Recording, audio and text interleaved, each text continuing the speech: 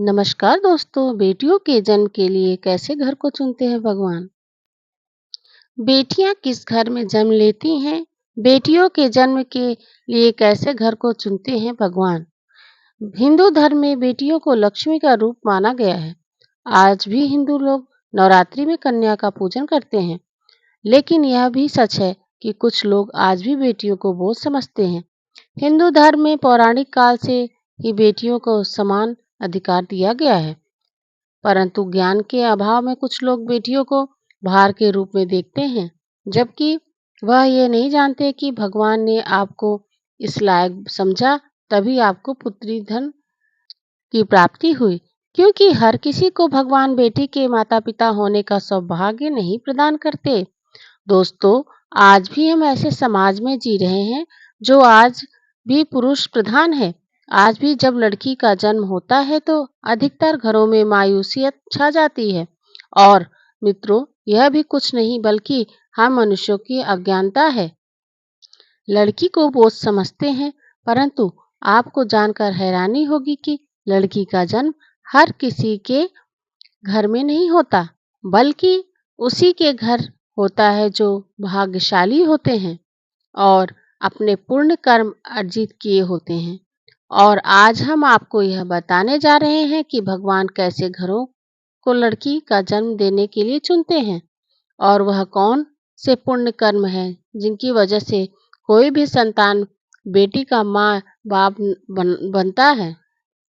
दोस्तों, भगवान श्री कृष्ण से अर्जुन पूछते हैं कि माधव, किन कर्मों के कारण किसी के घर पुत्री धन की प्राप्ति होती है, अर्थात कैसे घरों में बेटियों का जन्म होता है। तथा तब श्री कृष्ण ने अर्जुन से कहते हैं, हे पार्थ, अगर किसी के घर पुत्र का जन्म होता है तो वह उसका भाग्य है, लेकिन अगर किसी के घर पुत्री का जन्म होता है तो वह उसके लिए सौभाग्य की बात है। और जो भी स्त्री या पुरुष अपने पूर्व जन्म में पुण्य कार्य वर्जित किए होते हैं, उन्हीं के एक बेटी के माता पिता होने का सौभाग्य प्राप्त होता है।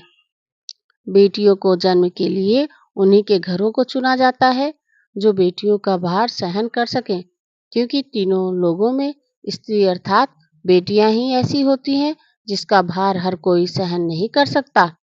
वह बेटियां ही होती हैं जो इस सृष्टि को निरंतर चलाती हैं, माँ होने के लिए अपना सर्वस्व न्यौछावर कर देती हैं।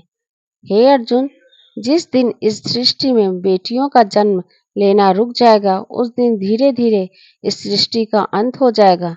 मित्रों, भगवान श्री कृष्ण के इन बातों पर गौर किया जाए तो उनका कहना बिल्कुल सही है, क्योंकि बेटियां अगर नहीं होंगी तो किसी का भी वंश आगे नहीं बढ़ सकता।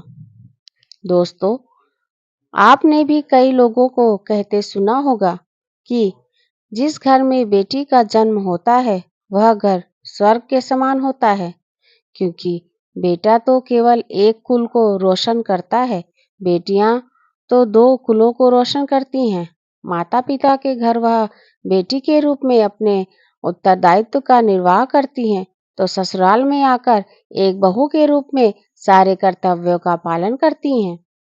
दोस्तों, आजकल आप सुनते ही हो बेटियां वो परिवार में किसी के मर जाने पर उसका पिंडदान नहीं कर सकती, लेकिन यह बिल्कुल भी सही नहीं है, क्योंकि रामायण में बताया गया है कि प्रभु श्री राम के पिता राजा दशरथ की मृत्यु हो गई तो माता सीता अर्थात राजा दशरथ की बहू ने भी उनका पिंडदान किया था, जिससे उन्हें जन्म मरण के चक्र से मुक्ति मिल गई थी। इतना ही नहीं, हिंदू धर्मशास्त्रों में बताया गया है कि बेटियां भी अपने पिता के नाम का पिंडदान कर सकती हैं। वहीं अगर ससुराल पक्ष में कोई पुरुष नहीं है तो इस स्थिति में बहू भी पिंडदान कर सकती है।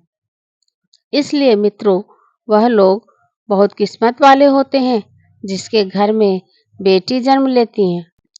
वही वह प्रबल किस्मत के होते हैं जिनके घर एक से ज्यादा बेटियां होती हैं। शायद यही कारण है कि बेटियों को लक्ष्मी कहा गया है।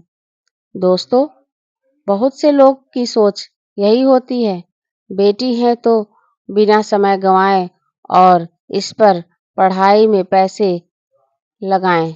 गरुड़ पुराण में बताया गया है कि जब आत्मा को नया जन्म मिलता है, तब आत्मा को शरीर के अनुसार व्यवहार में चलकर अपने कर्म करने होते हैं।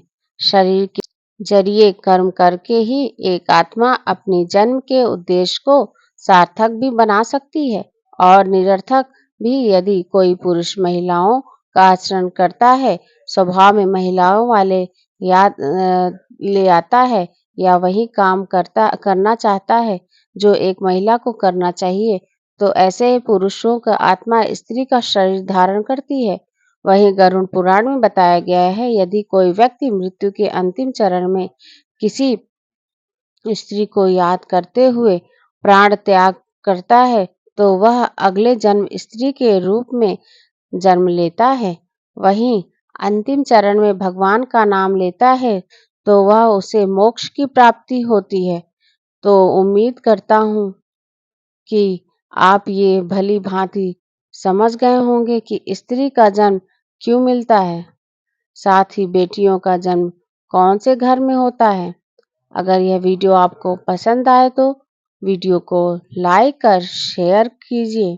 अगर आपने हमारे चैनल को सब्सक्राइब नहीं किया है, तो सब्सक्राइब कर वीडियो को अंत तक देखिए। देखने के लिए आपका बहुत बहुत धन्यवाद। नमस्कार।